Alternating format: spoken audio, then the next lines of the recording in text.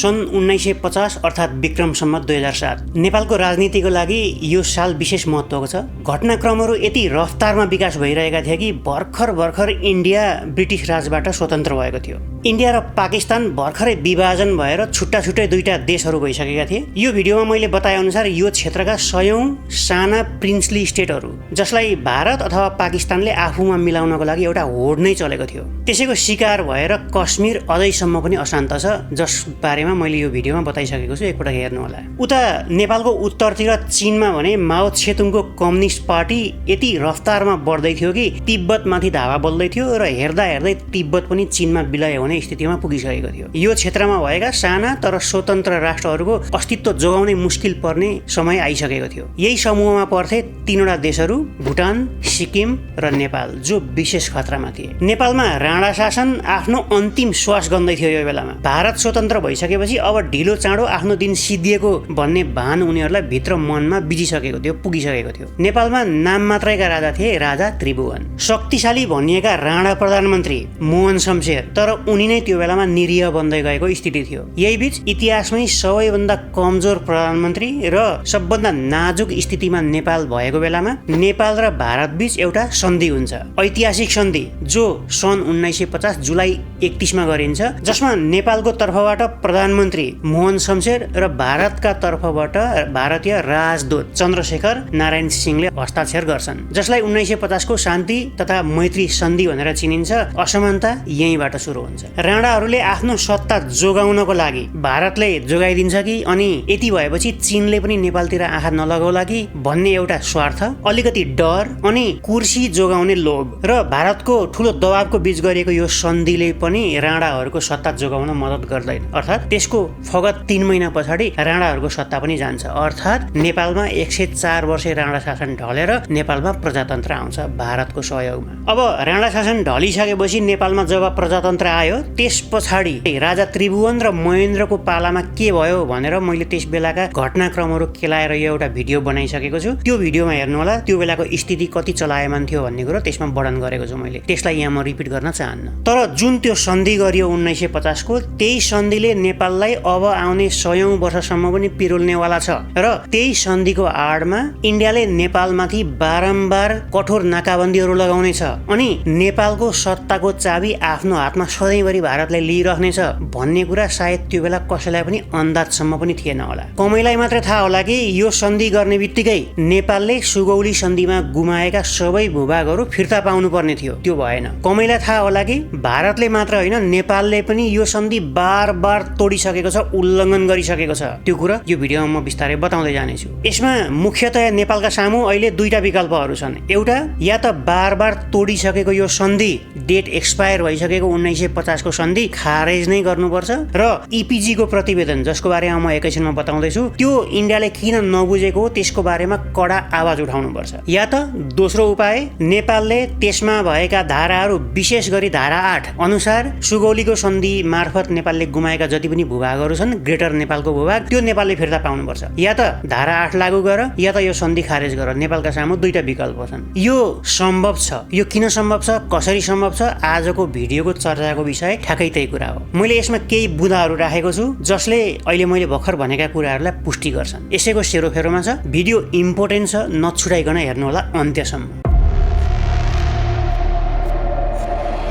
2014 को अगस्तमा भारतीय प्रधानमन्त्री भर्खर निर्वाचित भएका थिए। त्यो बेलामा नेपालको भ्रमणमा आएका थिए मोदी। त्यो भ्रमणको सेरोफेरोमा मोदीले हाम्रो संसदमै आएर पनि केही भाषण गरे र गहकिला कुराहरू निकाले, जसमा एउटा संयुक्त घोषणापत्र जारी हुन्छ। त्यो घोषणापत्रमा दुवै देशका तर्फबाट केही प्रतिबद्धताहरू जाहेर गरिएका हुन्छन्। यो वक्तव्य मैले यहाँ जुन स्क्रिनमा देखाउँदैछु त्यो इन्डियाकै विदेश मन्त्रालयको वेबसाइटमा पनि राखेको देख्न सकिन्छ, जसमा बुँदा नम्बर 11 र 13 यहाँ मैले हाइलाइट गरेको छु, हेर्नु होला।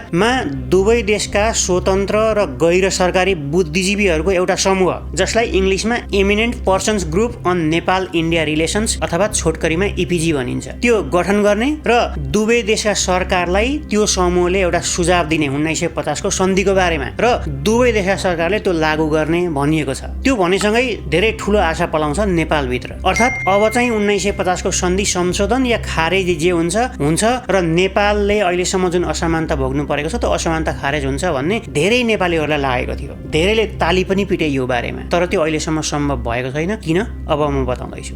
बॉर्डर जो है वो बैरियर नहीं हो सकती, बॉर्डर ब्रिज बनना चाहिए। और हम चाहते हैं भारत और नेपाल की सीमा इस प्रकार से वाइब्रेंट हो, अच्छेपन की लेन देन होती रहे, ताकि आपका भी विकास हो, भारत के भी आपके साथ जुड़े हुए छोटे छोटे जो राज्य हैं उनको भी विकास का भी अवसर मिले। त्यही संयुक्त वक्तव्य अन्तर्गत नै रहेर इपिजीको लागि नेपालको तर्फबाट 4 जना मान्छेहरू छानिन्छन्, बौद्धिक वर्ग, जसमध्येमा भेखबहादुर थापा संयोजक, अनि सूर्यनाथ उपाध्याय, निलम्बर आचार्य र रञ्जन भट्टराई रहेको एउटा कार्यदल गठन गरिन्छ। इन्डियाले त्यसै गरी आफ्ना 4 जना प्रबुद्ध वर्गहरूको एउटा समूह खडा गर्छ। यो 8 सदस्यीय टिमले 2 वर्ष लगाएर धेरै चरणको बैठकहरू आयोजना गरेर नेगोसिएसन गरेर वाद विवाद पछाडि एउटा संयुक्त रिपोर्ट जारी गर्छ। त्यो दुवै देशका टिमका सदस्यहरूले आफ्नो आफ्नो देशका सरकारलाई बुझाइसकेपछि र आफ्नो आफ्नो देशको सरकारले त्यो बुझिसकेपछि लागू गर्ने भनेर राखिएको हुन्छ एउटा क्लज। नेपालको टिमले नेपालको सरकारलाई त्यो त्यति नै बेला हस्तान्तरण गर्छ। नेपालको सरकारले तुरुन्तै बुझ्छ। यताको काम सकियो। अब पालो थियो इन्डियाको। उतातिरका प्रभुत्व वर्गका जुन मानिसहरू थिए उनीहरूले इन्डिया सरकारलाई त्यो रिपोर्ट बुझ्नको लागि अनुरोध गर्छन्, तर इन्डियामा प्रधानमन्त्री तिनै मोदी नै थिए। उनी आफ्नो भनाइबाट पछि हट्छन्। उनले त्यो रिपोर्ट बुझ्न मान्दैनन्। आफूले नै भनेको नेपालको संसदमा आएर गरेको भाषण, आफूले नै साइन गरेको कुरोबाट इन्डिया पछाडि हट्छ। बुझ्दा पनि बुझ्दैन, म बुझ्दिनँ भनेर खुलेर बाहिर भन्दा पनि भन्दैन। तर उच्च स्तरीय मानिसहरूले भन्ने गरेका छन् कि इन्डिया त्यो रिपोर्टमा इन्डिया खुसी छैन। 2016 मा तयार भएको त्यो रिपोर्ट आज यतिका वर्ष भइसक्दाखेरि पनि इन्डियाको सरकारले नबुझेकै कारणले अहिले त्यो धुलो चाटेर बसेको छ त्यो रिपोर्ट। त्यो रिपोर्टभित्र एउटा क्लज राखेको हुन्छ, एउटा कन्डिसन राखिएको हुन्छ, जसमा दुवै देशका सरकारले यो नबुझुन्जेलसम्म यहाँभित्र भएका बुँदा र सुझावहरूलाई सार्वजनिक नगर्ने भनिएको हुन्छ। अब इन्डियाले नबुझेपछि सार्वजनिक गर्ने कुरो आएन, तर त्यो भित्र भएका ग्रुपका केही सदस्यहरूले बेला बेलामा दिएका इन्टरभ्यूलाई आधार मान्ने हो भने त्यो सन्धिमा भएका धारा 2, 5, 6 र 7 लाई हटाएर नयाँ व्यवस्था गर्नुपर्छ भन्ने सुझाव दिएको छ भन्ने बुझिन्छ। त्यसको साथै नेपाल र भारतको सिमाना जुन ओपन बोर्डर छ त्यसमा परिचय पत्रको व्यवस्था गर्ने, उताबाट यता आउने मान्छेलाई पनि यताबाट उता जाने मान्छेलाई पनि त्यो परिचय पत्रको रेकर्ड राखेर मात्रै आउजाउ गर्न दिने भन्ने खालका केही सुझावहरू दिएको भनिन्छ। यसो गर्न सके दुवै देश बीचमा भएका सीमामा जुन समस्या छन् अहिले त्यो हल हुन सक्ने सम्भावना देखिन्छ। तर सायद इन्डिया यो सुझावदेखि, यो रिपोर्टदेखि खुसी छैन। किन? कारण उही जानुहोस्।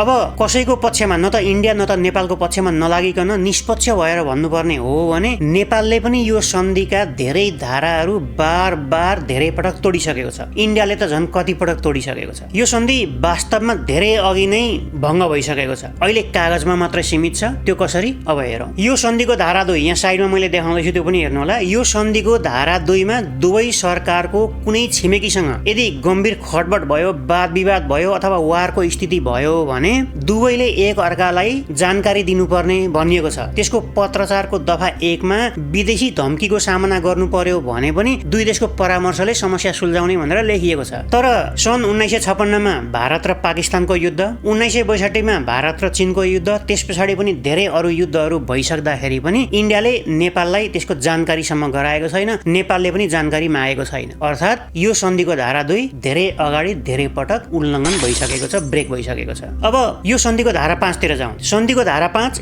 र त्यसको पत्रचारको धारा 2 मा हात हतियार, विस्फोटक पदार्थ, गोलीगट्ठा, कल पूर्जा जेसुकै भयो भने यस्ता खालका सामानहरू आयात गर्नु पर्यो नेपालले स्पेसल्ली भने भारतको सहायता र सहमति अनुसार मात्रै भारतीय भूमि हुँदै ल्याउन पाउने भन्ने सन्धि गरेको छ। अर्थात् भारतलाई थाहा नदिकन र भारतको भूमि नभइकन यस्ता सामानहरू ल्याउन नपाउने भन्ने यो सन्धिको धारा 5 मा लेखिएको छ। तर नेपालले बारम्बार कहिले बेल्जियमबाट, कहिले चाइनाबाट, कहिले कहाँबाट हतियार खरिद गरेको छ भारतलाई जानकारी नदिकन। राजा वीरेन्द्रको पालामा नि त्यही भएको थियो। गणतन्त्र आइसकेपछि नि केही पटक त्यो भइसकेको छ। यसरी नेपालले यो धारा धेरै पटक ब्रेक गरिसकेको छ। भलै असमान थियो यो धारा, तर ब्रेक भने भइसकेको छ। यसैगरी यो सन्धिको धारा 6 र पत्रचारको दफा 4 र 5 मा औद्योगिक परियोजनाको लागि विदेशी सहयोग लिने निर्णय गरेमा भारत सरकार वा उसका नागरिकलाई पहिलो प्राथमिकता दिने र सुरक्षामा प्रतिकूल हुने अवस्था आएमा भारतको मन्जुरी लिने भन्ने खालको वाक्यांश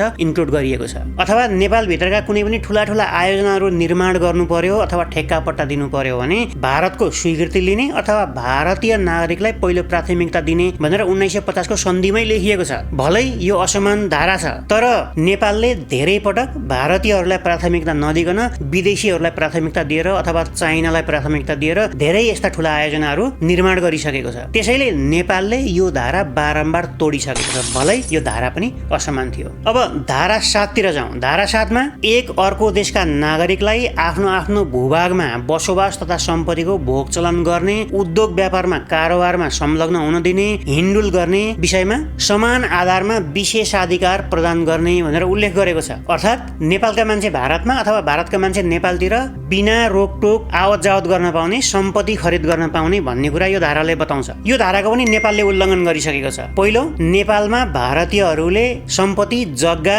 किनबेच गर्न पाउँदैनन्, तर नेपालीहरूले इन्डियामा त्यही काम गर्न पाउँछन्। नम्बर 1। नम्बर 2, भारततिरका भारतीय नम्बर प्लेट भएका गाडीहरू नेपालभित्र बिना रोकटोक राजधानीदेखि लिएर पहाडका कुना काप्चासम्म पुगेको हामी जोसुकैले पनि देख्न सक्छौँ। कसैले रोकटोक गरेको छैन। तर त्यही काम नेपाली गाडीहरू भारततिर जानु पर्यो भने दूतावासको स्वीकृति लिनुपर्छ, जुन अलमोस्ट इम्पोसिबल छ। अनि थाहा छैन किन भारतले चाहिँ हाम्रा गाडी उता पठाउन नदिने अनि हाम्रो सरकारले चाहिँ उतातिरका गाडीहरू जथाभावी रूपमा नेपालभित्र पस्न पाउने यो नियम कसले ल्यायो, कसरी ल्यायो, किन हुँदैछ? सरकारले खोजी नीति गर्नुपर्ने हो, देशमा सरकार छैन। त्यसैकारण यो धारा पनि कहिले नेपालले कहिले भारतले बारबार तोडिसकेको छ, टुटिसकेको छ। अब यी 4वटा धारादेखि बाहेक धारा नम्बर 1, नेपाल र भारत एक अर्काको पूर्ण सम्प्रभुता, क्षेत्रीय अखण्डता, स्वतन्त्रता प्रति सम्मान गर्छन् भनेर लेखिएको छ नम्बर 1 मै। तर व्यवहारमा भने भारतले विभिन्न कालखण्डमा नेपालका सिमानाहरू मिचेर यो धारा तोडिसकेको छ उहिले।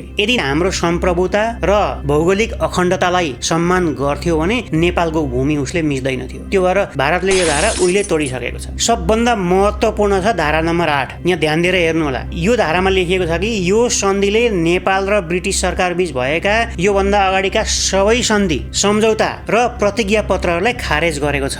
अर्थात् योभन्दा अगाडि भएको ब्रिटिस सरकारसँग भएको, नेपाल सरकारले ब्रिटिस सरकारसँग गरेको सुगौलीको सन्धि पनि यही सन्धिले खारेज गरिसकेको छ धारा 8 अनुसार। तर यो कार्यान्वयनमा आएको छैन। यो सन्धि कार्यान्वयनमा आएको भए र यो धारालाई पकड्ने हो भने अथवा यो धारा लागू हुने हो भने नेपालको सिमाना पूर्वमा टिस्टादेखि पश्चिममा काङ्गडासम्म हुनु पर्थ्यो अहिले। अर्थात् यो सन्धि मान्ने हो भने सुगौली सन्धि मार्फत नेपालले जति पनि भूभाग गुमाएको छ, ग्रेटर नेपालको भूभाग, त्यो अहिले नेपालको हुनु पर्थ्यो। तर इन्डियाले त्यो कुरो मानेको छैन। अर्थात् धारा 8 उहिले नै तोडिसक्यो। त्यसैले 10वटा धारा भएको ठाउँमा 6वटा भन्दा बढी धारा बारबार कहिले यसले कहिले उसले तोडिसकेको छ, जसले जे मन लाग्यो त्यही इन्टरप्रेट गरेर अगाडि बढेको स्थिति छ अहिले। त्यसो हो भने नेपालले मात्रै यो सन्धि मानेर बस्नुपर्ने कारण के? यो प्रश्नको जवाफ दिनुपर्छ सरकारले, संसदले। तर नेपालमा दुवै अहिले नभएको अवस्था छ।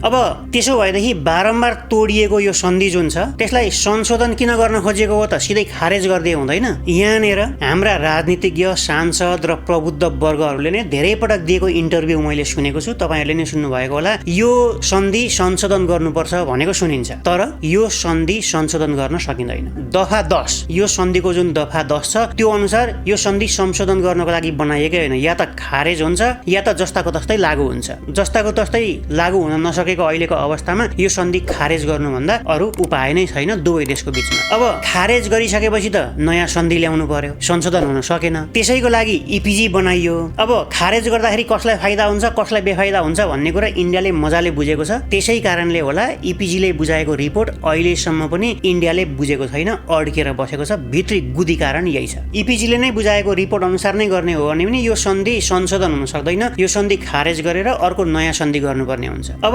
खारेज गर्ने बित्तिकै नेपाल भूपरिवेष्टित राष्ट्र भएकोले अहिले संसारभरि चलन चल्तीको जुन नियम छ, भूपरिवेष्टित राष्ट्रले समुद्रसम्म निर्वाधपूर्वक आवत जावत गर्न सक्ने जुन अधिकार छ त्यो अधिकार नेपालले पहिलो नम्बर 1 मा पाउनुपर्ने हुन्छ। असमानता हट्छ, नेपाल र भारत बराबर हुने स्थिति आउँछ, दुवै सार्वभौम देश हुन्। अब आफूलाई यो क्षेत्रकै बिग बोस ठान्ने भारत यो कुरा मान्नको लागि तयार हुने स्थिति नै छैन। अब कि त नेपालले दह्रो भएर 1950 को सन्धि जारी राख्ने हो भने त्यसको धारा 8 अनुसार हाम्रो ग्रेटर नेपाल हामीलाई फिर्ता देऊ, सुगौली सन्धि खारेज गरेको घोषणा गर, हाम्रो भूमि फिर्ता दे भनेर अन्तर्राष्ट्रिय स्तरमा दरोसँग आवाज उठाउन सक्नु पर्यो कि होइन भने इपिजीले दिएको रिपोर्ट जुन छ त्यो तुरुन्तै ग्रहण गर र लागू गर भन्न सक्नु पर्यो दरो आवाज उठाएर। त्यसो गर्नको लागि एउटा हिम्मत भएको दरो नेता, गुलामी नगर्ने, कुर्सीको लोभ नगर्ने एउटा नेता चाहिन्छ। अब नेपालका नेताहरू सबै मखुण्डो लगाएका छन्, भारतको खाएर भारतकै गुणगान गाएर नेपालको कुर्सीमा बस्ने खालका नेताहरू छन्। संसदमा त्यस्तै छाया देखिन्छ केही पात्रहरू बाहेक। अब